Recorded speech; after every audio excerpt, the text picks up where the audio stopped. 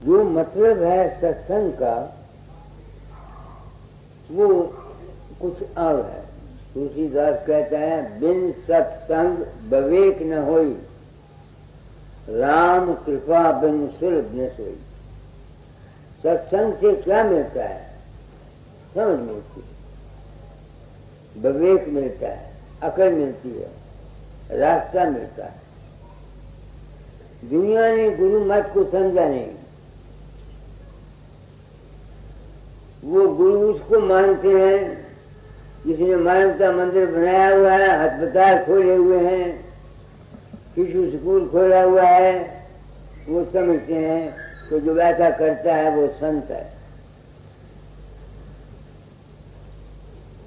ये गलत। ये नहीं मैं कहता कि ये काम जो है ये दुनिया के हैं, होने चाहिए, इसकी मैं कदर करता हूँ। मगर जिसने अस्पताल खोल दिए, शिशु स्कूल खोल दिए और ये सारे काम कर दिए, अगर कोई ये कहे कि वो करने वाला संत है, ये बिल्कुल झूठ है, गलत है। संतपना एक हालत है इंसान के अपनी जीवन की, जहाँ उसको चिंता फिक्र गम नहीं सताता और वो एक ऐसी अवस्था में रहता है जिसको शांति कहा जाता है। ये कुमार भी संत हो सकता है, एक कमांडिंग चीफ भी संत हो सकता है, एक बादशाह भी संत हो सकता है, एक किसान भी संत हो सकता है। तो आज सत्संग है, क्योंकि मेरे समय ड्यूटी थी दाता जाने लगाई हुई, चोला छोड़ने से पहले तालीम बदल जाना। और मैंने भी ये प्रण किया था अपनी जिंदगी में कि इस रास्ते में चलूंगा, जो कुछ मुझको मिलेगा वो मैं बता जाऊंगा। तो आज कबीर साहब का शब्द सुनाता हूँ कि सत्संग से क्या मिलता है। पढ़ो। सतगुरु की हाट ज्ञान बुद्धि लाइए, कीजे साहेब से हेत परम पद पाइए। ये है सतगुरु के पास से क्या मिलता है? ज्ञान और बुद्धि, समझ और विवेक। इसके सिवा बाकी जितनी बातें लोग कहते हैं ये सब मनमत हैं और बेअक्ली की हैं, जिसका न कोई सिर है न कोई पैर। मैंने अपने आप को संत सतगुरु वक्त कहा है, गुरु की आज्ञा से और अपनी जमीर को देखकर। अब मैं अपना फर्ज पूरा कर देना चाहता हूँ कि मैं क्या ज्ञान और बुद्धि देना चाहता हूँ। पहला सवाल यह है, हमको ये देखना पड़ता है कि ये संसार कैसे बना। शास्त्र कहते हैं वो एक था, वो उसने कहा एक से अनेक हो जाऊं, एक से अनेक हो गया। मुसलमान कहते हैं कुन के कहने से किए आलम बपा, कुन के कहने से किया आलम बपा। वो क्या चीज है जो ये संकल्प करती है? वो है इंसान की वासना, इंसान की ख्वाहिश, इंसान की इच्छा। जिस तरह से हमारी है, हम वासना करते हैं, इसी तरह से इस दुनिया का पैदा करने वाला जो क्रिएटर है वो भी वासना करता है। उसकी वासना क्या है? आपके अंदर हरारत है, हरारत आपकी वासना है। पानी में ठंडक है, ठंडक पानी की वासना है। तो जो भी तत्व हस्ती है उसमें से जो रेडिएशन निकलती है वो उसकी वासना है।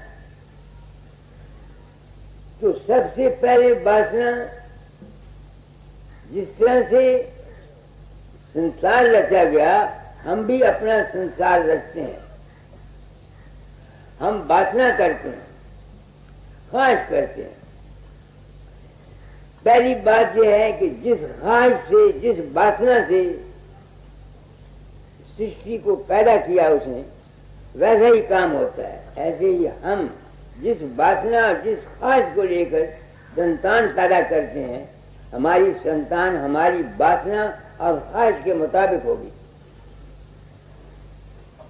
ये फाउंडेशन है, जड़। इस वक्त आप देखो मुल्क में क्या हो रहा है। मुरादाबाद, इलाहाबाद, अलीगढ़ में क्या हुआ, हिमाचल में हड़तालें हुई हैं। कोई जगह ऐसी है, ये क्यों है? ये क्यों है? इसलिए कि जिस वासना से हम पैदा हुए हैं, वो वासना गलत थी। हम लोग अपने स्वाद के लिए औरतों के पास जाते हैं, बच्चे पेट में आ जाते हैं। अब जिस वासना को लेकर के हम खुद आउट ऑफ कंट्रोल थे, तो जो बच्चे पैदा होंगे औलाद, वो आउट ऑफ कंट्रोल होगी।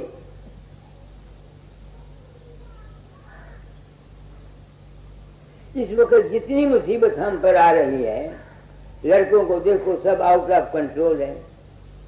ये MP, MLA लोगों को कहते हैं झगड़ा मत करो, मगर आप क्या करते हैं? इनके अपने घरों में शांति नहीं है। अब इंदिरा की और इंदिरा की बहू की देख लो, अखबारों में पढ़ते हो, घर घर में अशांति है। सास बहू की कहीं नहीं बनती, माँ बेटे की नहीं बनती, बाप बेटे की नहीं बनती। ये जितने खेल हैं, ये हमारे दुखों के कारण हैं। हम में जितनी अशांति है, उसका ये कारण है। तो मैं क्या ज्ञान देना चाहता हूँ सदगुरु के हाथ पर कड़ी को? चल सदगुरु के हाथ। सतगुरु की हाट ज्ञान बुद्धि लाइए, कीजे साहेब से हेत परम पद पाइए। तो मैं अपनी ड्यूटी पूरी कर देना चाहता हूँ। ये मैं जानता हूँ कि तोती की आवाज को नकार खाने में कोई सुनेगा नहीं।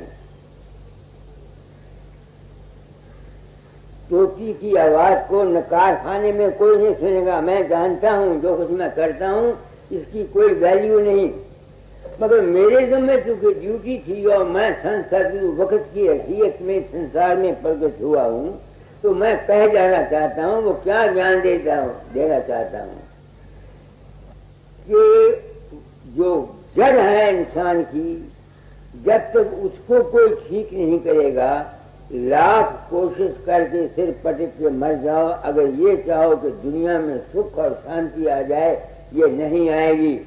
कांग्रेस आ जाए, जनसंघ आ जाए, कोई भी आ जाए, कभी नहीं होगा, बिल्कुल। तो सबसे पहला ज्ञान क्या है कि हम लोगों को संतान के ख्याल से पैदा करना चाहिए। जब तक ये नहीं होगा, जो जनरेशन पैदा होगी वो जो कुछ कर रही है, दूसरे मुल्कों में देखो क्या कुछ हो रहा है, हर जगह यही कुछ ही है। हमारे मनु ने आजकल ये जनसंघ वाले ये हिंदू कहते हैं पुरानी संस्कृति, पुरानी संस्कृति, पुरानी संस्कृति। अरे पुरानी संस्कृति का टिंडोरा पटाने से क्या बनेगा जब तुम पुरानी संस्कृति पर अमल ही नहीं करते।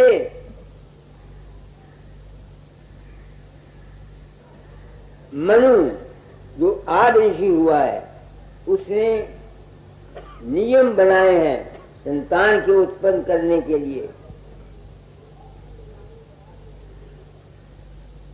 जब हम पहले मनु के हुक्म को पालन नहीं करते तो फिर तुम संस्कृति को, जो संस्कृति चिल्लाते हैं, ये कहां जाएंगे? तो मेरी बात तो पहला ज्ञान बुद्धि तो मैं अपने कर्म भक्त ये संसार को कहना चाहता हूं कि संतान को संतान के ख्याल से जब तक यह खुद रहो औलाद जो पैदा हुई है, इससे तुम कभी उम्मीद मत रखो कि ये दुनिया में अमन या शांति ला सकती है। तुम अपने अपने, मेरे पास रोज कई औरतें, मेरा लड़का जी मेरे कहे नहीं लगता, ये करता है वो करता है।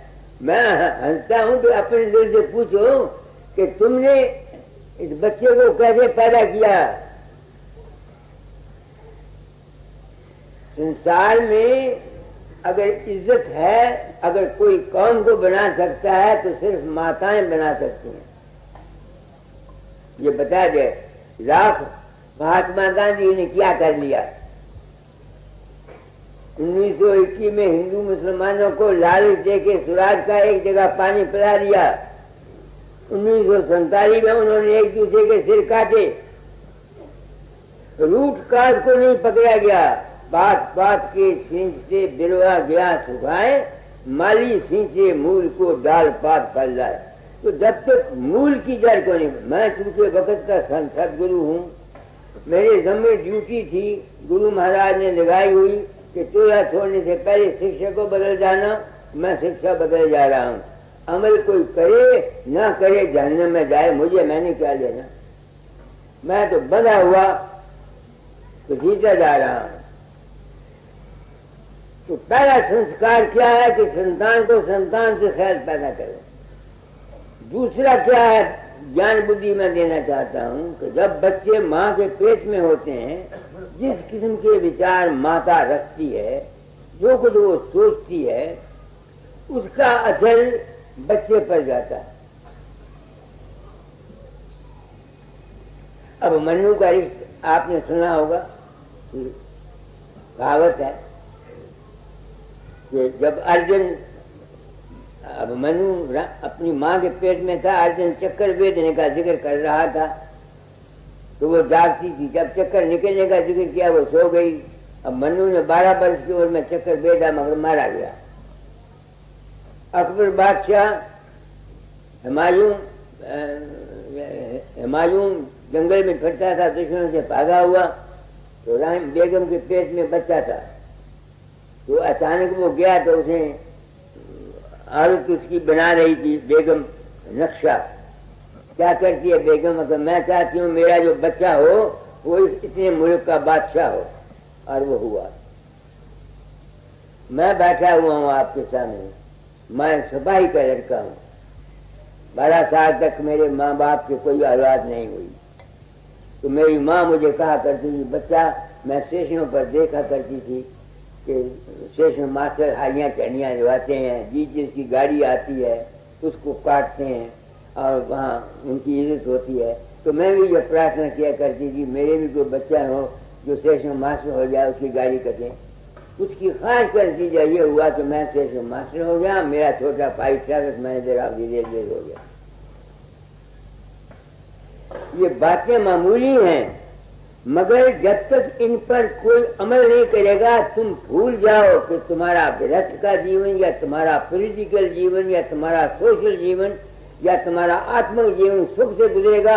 ये बिल्कुल गलत, बिल्कुल गलत है। तो एक बुद्धि ज्ञान तो मैं ये देता हूं कि इंसान तू गाफिल है, किसी सदगुरु के दरबार में जा, वहां सौदा मिलता है। किस बात का? बुद्धि और ज्ञान का। पढ़ो इस कड़ी को। चल सतगुरु की हाट, ज्ञान बुद्धि लाइए, कीजे साहेब से हेत परम पद पाइए। और मैं ज्ञान बुद्धि सोचता हूँ कि तूने अपने आप को बेहया सदगुरु वक्त कह दिया, तू क्या कह सकता है? मैं सच्ची बात बताया जाता हूं कि जब तक इंसान अपनी औलाद को औलाद के ख्याल से पैदा नहीं करेगा और माता जिस किस्म के ख्याल रखेगी उस किस्म का संस्कार बच्चे पर पड़ेगा, तब तक ये उम्मीद रखना कि हमारा खानगी जिंदगी या कोई ठीक रह सके, ये नामुमकिन है। जो चाहे मर्जी कर लो, गवर्नमेंट कर ले, किताबें लिख लो, जो मर्जी चाहे करो, ये नामुमकिन है, कभी नहीं होगा। दूसरा ये है कि जिस किस्म का संस्कार छोटे बच्चे को पहले मिलता है, जिस माहौल में वो पढ़ता है, रहता है, उसका संस्कार पड़ता है। हमारे यहाँ कहा जाता है कोई बड़ा चंचल हो तो उन्हें कह रहे वो तेन कई दाई ने छोया थी। जब बच्चा पैदा होता है, जो आदमी पहले उसको हाथ लगाता है उसका दिमाग शरीर साफ होती है, उसका असर उस पर पड़ता है। मैं कोई बात ऐसी नहीं कहता जो मेरी आजमाई हुई ना हो। मैं फिरोजपुर में था, मुलाजम, मेरे पास एक सरदार दिलीप सिंह UDC था, उनका मकान मेरे साथ था, 3 आदमी हम रहते थे। उनके यहाँ लड़की हुई, वो 21 दिन तक रोती रही। तो सरदार मेरे पास आया, दिलीप सिंह, उन्होंने कहा मास्टर जी क्या करूं? मैंने कहा भाई डॉक्टर को दिखाओ। डॉक्टर ने कहा कि इसको कोई बीमारी नहीं है। 4 डॉक्टरों को दिखाया, कहता है इसमें कोई नुक्स नहीं है। मैंने सोचा फिर बुरा तो नहीं मानोगे? कि हाँ। मैंने कहा तेरी बीवी बड़ी फूहड़ है, हर वक्त रोती रहती है, हो सकता है कि जब वो दुख में हो तुम उसके पास गए हो तो बीवी शहर गया हो तब रोती होगी, या तुम्हारी बीवी की तुम्हारे साथ से नहीं बनी तब झगड़ा होता हो, तुम्हारी माँ ने इसको हाथ लगाया हो, या जिसने पहले इसको हाथ लगाया है वो रोता हो, ये दराज करो। वो आया, उसने कहा जी वो भी तो मैं भी दफ्तर में काम करते थे, पीछे से बच्चा सो गया तो जो दाई रखी हुई थी उसका सक्का भाई बड़ा 2 दिन पहले मर गया, वो सिया पे बैठी हुई थी। तो उस दाई को बुलाया तो उसने आके उस लड़की को हाथ लगाया, क्योंकि वो खुद गम में थी लड़की, इस वास्ते उसका असर उस लड़की पर पड़ा। मैंने कहा फूल ले आओ, मैंने फूल को प्रसाद कर दिया। मैंने कहा सारा दिन इसको फूलों में रखो, उसका रोना बंद हो गया। ये मेरी जिंदगी के तजर्बात हैं, वो इन पर अमल करना मुश्किल है, मगर मेरे जिम्मे चूंकि ड्यूटी थी, मैं सच्चा ज्ञान दिए जाता हूँ। कोई सुने या ना सुने, 5 पकारे खाए, मुझे क्या।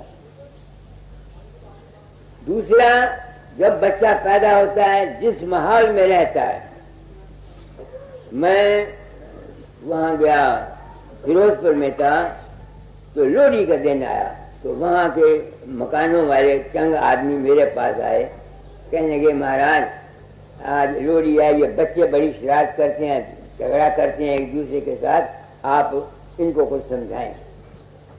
मैंने कहा भाई मैं उनको तो नहीं समझाना चाहता, मैं तुमको कहना चाहता हूँ कि तुम्हारा भाई के साथ झगड़ा है, तुम घर में बैठती हो, मियाँ बीवी भाई अपने सके भाई के बरखलाफ शिकायतें करते रहती हो, ये बच्चे सुनते हैं,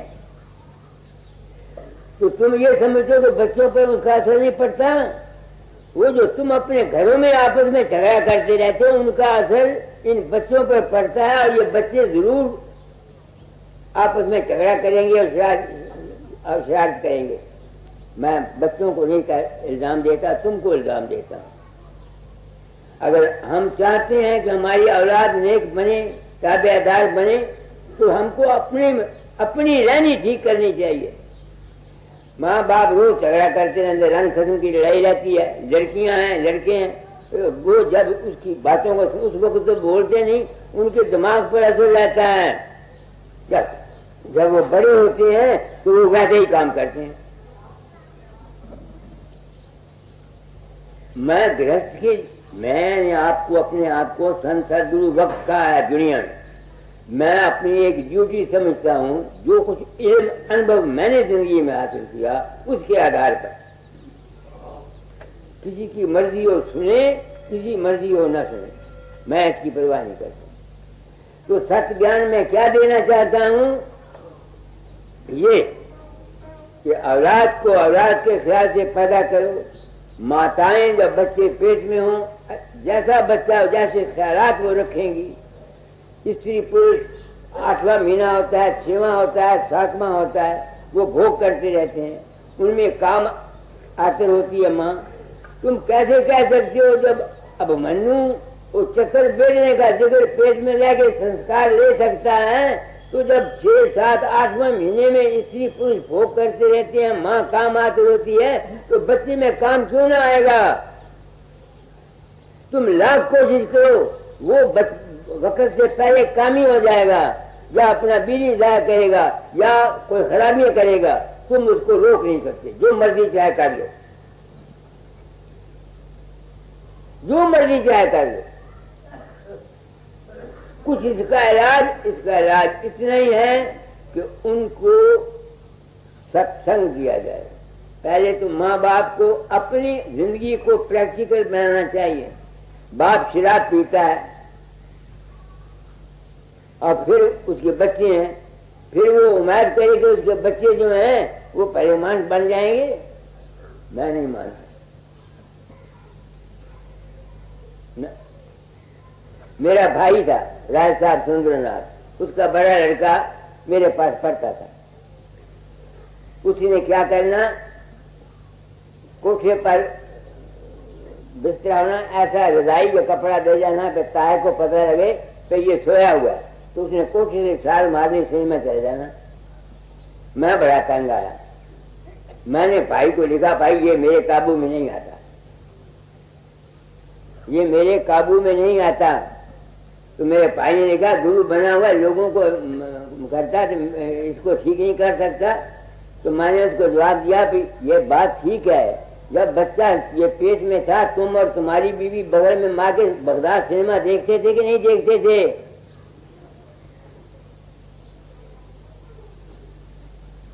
मैंने उसको लिखा कि जब तुम बच्चा पेट में था, तुम बगदाद सिनेमा जाते थे, मियाँ बीवी बगल में हाथ डाले हुए। ये मैं आपको कोई बात नहीं कहता जिसको कि मैंने आजमाया नहीं है। मैंने एक लड़का पैदा किया, खुद रहो औलाद मैंने भी पैदा की। आज दिन तक मुझको उस लड़के से बचपन से लेके ओए मारना क्या, ओए कहने का मौका नहीं। इतना ताबेदार है कि मेरी रक्षा पर आता थी, रक्षा पर नहीं चढ़ता। मेरा मुलाजिम उसको रोटी देता, मेज पर जूठे बर्तन उसको नहीं खाने देता। ये मेरे तजर्बे किए हुए बातें हैं, क्योंकि मेरे जो में ड्यूटी थी और मैं अपने आप को संत वक्त बड़े से ऐलान कहता हूँ और कह देता हूँ कि जब तक इंसान इन असूलों को फॉलो नहीं करेगा, वो शांति गृहस्थ के जीवन में हासिल नहीं कर सकता। मुल्क के लीडर हैं, जो हाकम प्राइम मिनिस्टर या चीफ मिनिस्टर, उनका अपने घरों में झगड़ा है, या ये जो एमएलए एमपी बैठते हैं, ये आपस में द्वेष रखते हैं, बुग़्ज़ रखते हैं, कुर्सियां उठाते हैं, फिर ये उम्मीद करें कि इनकी पब्लिक में आपस में इत्तेहाद करे। इनका बाप भी नहीं कर सकता, जो मर्जी चाहे कर लें। जब तक रूट काट को आदमी ना बचे, तो क्या करना चाहिए? इस वास्ते क्यों लगाने चाहिए? क्यों है सत्संग। मगर सत्संग उनका होना चाहिए जो खुद आमिल है। ये महात्मा जो ये कहते हैं नाम ले जाओ, अंत समय में हम तुमको ले जाएंगे। कौन जाता है लेने के लिए? लोग मरते हैं। कोई कहता है बाबा आया हवाई जहाज लेके, कोई कहता है बाबा आया पालकी लेकर के, कोई कहता है घोड़ा ले गया। मेरे तो बाप को पता नहीं कौन मर गया, कौन मर गया। तो अगर मैं इस बात को छुपा के सत्संग कराता हूं और गर्ज रखता हूं कि लोग मेरे जाल में फंसे रहें और पैसे देते रहें, तो मेरे सत्संग करने वाले पर क्या असर पड़ेगा, कहाँ की क्या प्योंद लगेगी उसको प्योंद क्या लगेगी ये बताओ। मैं तो आपको रख लूं, मेरे अंदर में 420 है, हेरा फेरी है, धोखा है, फरेब है, और मैं ज़्यादा गुरु बन के लोगों को नाम देता हूं और प्रचार करता हूं, तो फिर मेरा असर क्या पड़ेगा दूसरों के ऊपर। जो आदमी ऐसे आदमी को ध्यान करेंगे वो कभी भी शांति को या मंजिल मकसूद को नहीं पहुंच सकते, जो मर्जी चाहे कर ले। मैंने एक दफा यहाँ कहा था कि जो आदमी कृष्ण का ध्यान करने वाले हैं वो अपने काम अंग को कभी रोक नहीं सकते। क्यों? उनके दिल में कृष्ण वो है जिसने रासलीला की और इतनी रानी अख्तियार की, वो काम को कैसे रोकेगा। जो आदमी महात्मा गांधी को इस बनाएगा वो दुनिया में शांति ला नहीं सकता। क्यों? उसके दिल में महात्मा गांधी की वो तस्वीर है जहां उसने हड़तालें की थी और ये किया था। आप देख लो क्या बनाया। जिसका जैसा आइडियल है वो वैसा काम करेगा। मुसलमान है, अगर हजरत मोहम्मद को पूछते हैं लाख तुम कोशिश करो, जब मौका आएगा ये तलवार उठाएंगे। ये है साइकोलॉजी। जो जिसका ध्यान करता है उसको ये फायदा, वैसे ही संस्कार उसमें आते हैं। तो मैं क्या ज्ञान देना चाहता हूं, हालांकि मैं जानता हूं कि मेरे ज्ञान का कोई फायदा नहीं, मगर मैं अपना कर्म ठोकता हूं। बताया जाता हूं शायद और 10-12 साल में जब तबाही आएगी, मुल्क बहुत सी आबादी कम हो जाएगी, फिर शायद लोग इस तरफ आए और सोचें कि कोई आदमी आया था वो क्या गया था। कोई नई चीज मैं नहीं कह रहा।